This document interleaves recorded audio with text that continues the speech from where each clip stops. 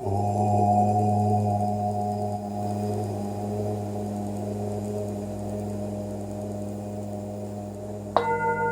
Master. Babaji. So as promised from the last time we spoke, I'll perform a simple meditation for some of your friends who are having difficulty meditating. And this is a very simple meditation. So there is one other thing. There's a preparation step that should be taken. Doesn't have to be, but it should be taken. And that's to do, at this stage, a simple pranayama that can bring in energy and balance the nadis before you go into meditation. And it's called Nadi-sodhana. And it's a beginning pranayama that is given in most schools, yoga schools. And there are higher pranayams and more powerful ones, but this one it's good. I've been practicing for 30 years and I still do it. And so, not to delay any longer, it's alternate nostril breathing. And the first part, when you first start utilizing it, there will be no kumbhaka.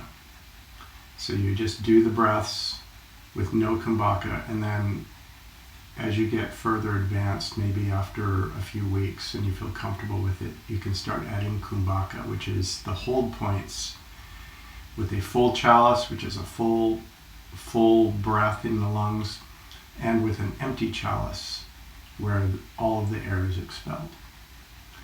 And so to perform Nadi-sodhana, you utilize the right hand, and you utilize the pinky finger and the ring finger to close off the left nostril, and you use the thumb to close off the right nostril. And you alternate. And I'll just do one. The appropriate number of reps usually is about 12. But I'll just do one, just for time's sake. So, which nostril to start with? Some people believe you should start with the left, and I've read others that say start with the right. I tend to start with the right. Choose whatever's comfortable for you, whatever's easiest, whatever feels right. Okay, so get myself calm. I'm using these two fingers again to close off the left nostril. Inhale through the right nostril. Now I'm closing off the right nostril. No kumbhaka. Exhale through the left nostril. Inhale through the left nostril. Exhale through the right nostril. So that's just one round. And you do a total of 12 rounds. That will balance your nadis. The kumbhaka comes in when you take a full chalice and you just hold it. And while you're doing that, I always concentrate 6 ohms. I go om, om, om, om, om, om. And I chant that mentally. And I also do that at the kumbhaka on the empty chalice, where I do 6 ohms. And I keep the inhalation and exhalation equal. I do 6 ohms on the inhalation, 6 ohms at the hold, 6 ohms at the exhalation. And that's very simple.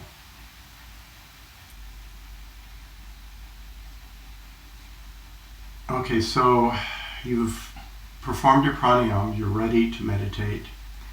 We've already discussed all this setup and all that. Let's talk about the meditation. In yoga, what you're traditionally trying to do is break down things into symbols. And that's very important because you're trying to map something to a thing that you can visualize. So for example, in this one, which is a very short meditation but very powerful, you would take a habit that you want to get rid of. That if you knew that you had softened this habit, it would make you a different person. That's what you would choose. And for an example, we'll just use, because the world is so angry nowadays, let's just use anger as an example. So the first thing you want to do is, let's just say that's your problem. It could be anything. It could be, I'm too greedy. I want too much money. I want power, or I'm not getting along with my brother. Whatever it is, break it down into a color. And for anger, probably the best color that comes to my mind would be something like dark red, something very crimson. And you would write that down. Then, what is the opposite color to that? So, for example, you're thinking happy, content. For me, that would be a blue color. I always think of Krishna's blue color. So, blue is the opposite for me when in regards to anger. Next, and this has to be personal. It really has to resonate with you. I'm going to choose, since I'm a scientist by trade, I'm a physicist and a mathematician, so I choose geometric symbols. But it could be anything.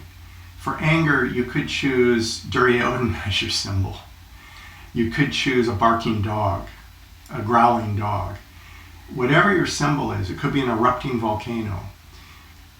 And then the opposite of that, what would be the opposite symbol? So for me, the symbol I would use for anger is a downward pointing triangle. That's just my mathematics mind. But for you, you have to make it personal. It has to resonate with you.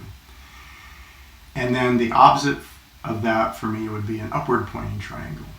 But for you, it could be a clear blue sky, or a sunny day, or waves on a beach, or God. Whatever it is. But in this particular case, we'll use my symbols. So for anger, I'm giving it a crimson red downward pointing triangle. And the opposite, which is happy and content, would be a blue upward pointing triangle. So to begin, you assume your meditative posture and immediately put the downward pointing red triangle right at the point of kutasa between the eyebrows. A large red downward pointing triangle. And as you slow your breathing, you push it away at a 45-degree angle, upward and away from you. And as you push it away, it gets smaller and smaller.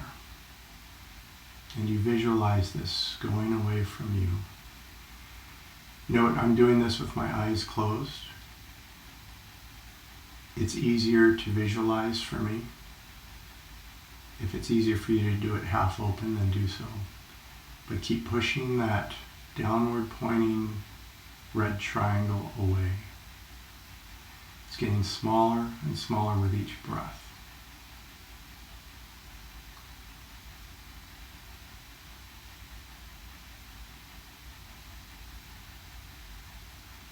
And finally, it gets down to where it's a tiny red point.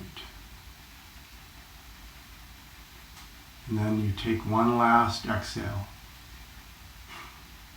And on that last exhale, it disappears. And on your next inhale,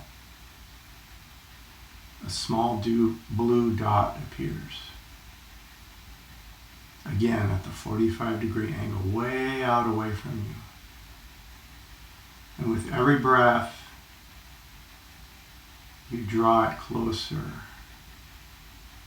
And you can actually feel, as you see this shape come closer and you begin to see it's an upward pointing triangle, you can feel the beauty and the happiness that it exudes.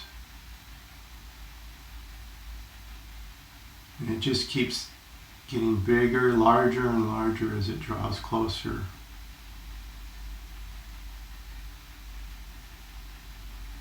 And finally it's very large and it's up against the point of Kutasa, the point between the eyebrows. And your last inhale,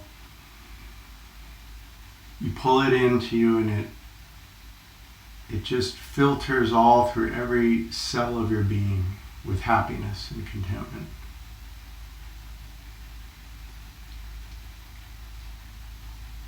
And that's it. That's very simple. It should take no more than a few minutes. If you did that every day, that can really be a very powerful tool to actually change your personality. It can help you, but you have to practice it. So the important thing to remember is you're not destroying this negative energy, you're transmuting it. It's just an easy, I chose one of the easiest ones so it doesn't take very long, just a few minutes every night in your own space. And if you do this, you could find great results and be a better person and grow. But choose the one thing about your personality that you would like to gain control over. Master, can we do this in the morning? You can do it in the morning, the evening, any time of day. Preferably the best is sundown or sunrise. And as we discussed in the previous, it's best if both nostrils are active, but you can do it at any time. Thank you very much.